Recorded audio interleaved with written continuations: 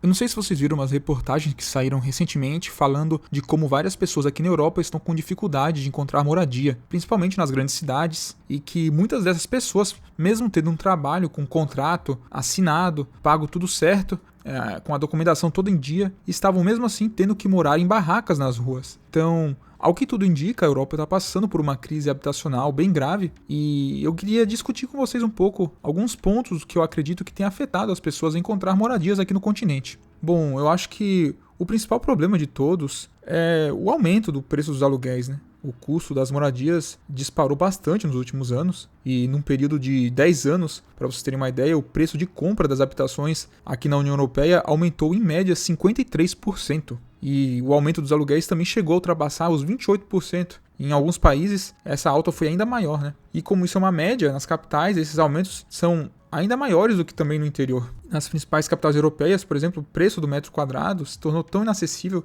para grande parte das pessoas que existem casos de pessoas que acabam precisando dividir um quarto com um apartamento com várias pessoas, né? Pagando, às vezes, preços abusivos por um espaço minúsculo. E provavelmente algumas das causas desse aumento dos preços dos aluguéis e de compra dos imóveis também foram impulsionadas pelo crescimento do turismo nessas regiões, né? E, consequentemente, pelo aumento dos aluguéis de curto prazo em aplicativos como o Booking, né, ou como o Airbnb. Isso acaba afetando, né, reduzindo a oferta de moradias de longo prazo. E também acontece que muitos proprietários também preferem alugar seus imóveis para turistas ou vender os seus imóveis para investidores estrangeiros. E isso também acaba reduzindo a oferta para quem vive e trabalha nessas cidades, né? Essa situação até ganhou um nome chamado de turistificação, ou seja, bairros inteiros acabam sendo tomados por hospedagens temporárias, né? E quem nasce ali, quem mora, quem trabalha ou estuda, simplesmente não consegue mais manter a sua vida, né? Manter essas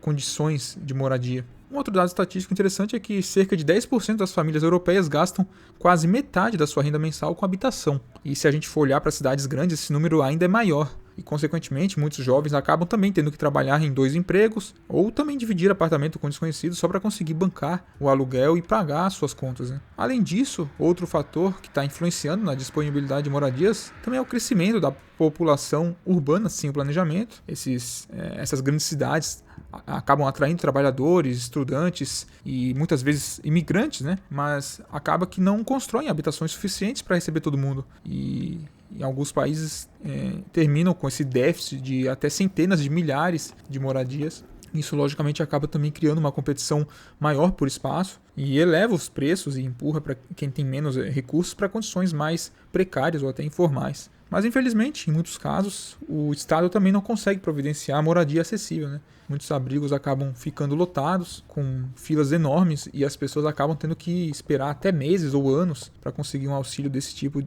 por parte do governo. Então, essa combinação de custo de vida elevado e de salário relativamente estagnado, né, torna cada vez mais difícil formar uma vida estável em muitos desses países. E isso é visível até entre pessoas com nível superior completo, até com pós-graduação, que estão enfrentando situações que há poucos anos eram associadas a mais quem não tinha formação, né? Então a verdade é que o mercado de trabalho acabou ficando bastante saturado, né? O acesso ao ensino superior aumentou bastante, mas as oportunidades de emprego qualificado não acompanharam esse aumento na oferta do ensino superior. E o resultado é que muita gente está por aí, altamente formada, competindo até por vagas bem básicas, enquanto o aluguel consome a maior parte do seu salário. E se já é difícil para quem é cidadão europeu, imagine então para quem é imigrante, né, de fora da União Europeia. Mesmo com residência ou com visto de trabalho, conseguir um emprego regularizado e um contrato de aluguel também acaba se tornando muitas vezes uma tarefa quase que impossível. Muitos proprietários também se recusam a alugar para estrangeiros ou exigem contratos fixos, né, comprovação de renda local, depósitos de às vezes até 6 meses adiantados. E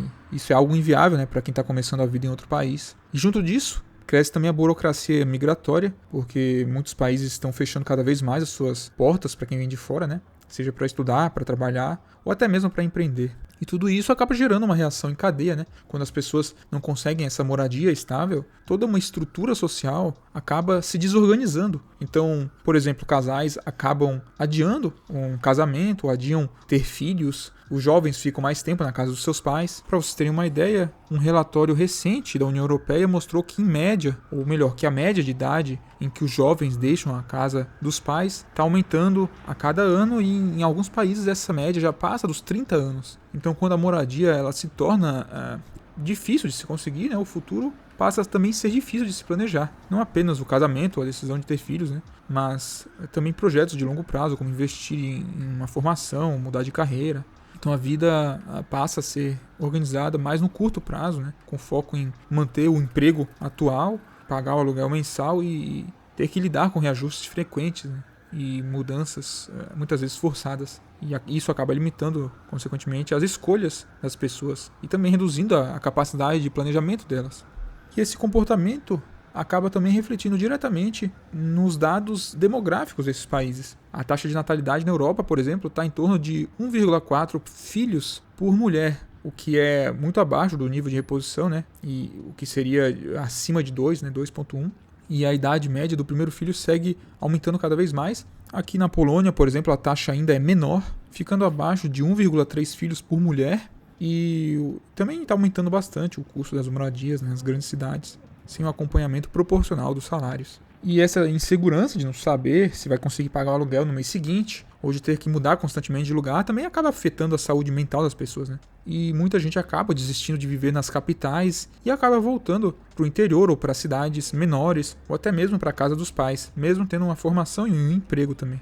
Mas essa crise habitacional ela não é um fenômeno europeu isolado, né? Essa tendência ela é meio que global. Obviamente que ela atinge níveis diferentes em outros países, né? Mas a questão é que até mesmo nos países mais desenvolvidos, esse problema está se tornando cada vez mais presente na vida das pessoas. Bom, e no final das contas, essa crise acaba mostrando que ter emprego já não garante mais uma estabilidade, né? E isso é algo que a sociedade precisa repensar com urgência, né? Não apenas em termos econômicos, mas também de valores. Bom, deixa aí nos comentários se você já passou por uma situação parecida, como que está aí na sua cidade, essa situação imobiliária, seja no Brasil, na Europa ou em qualquer outro país que você resida. Compartilha a tua experiência aí, que é um tema que está começando a afetar bastante gente, e vejo vocês em breve.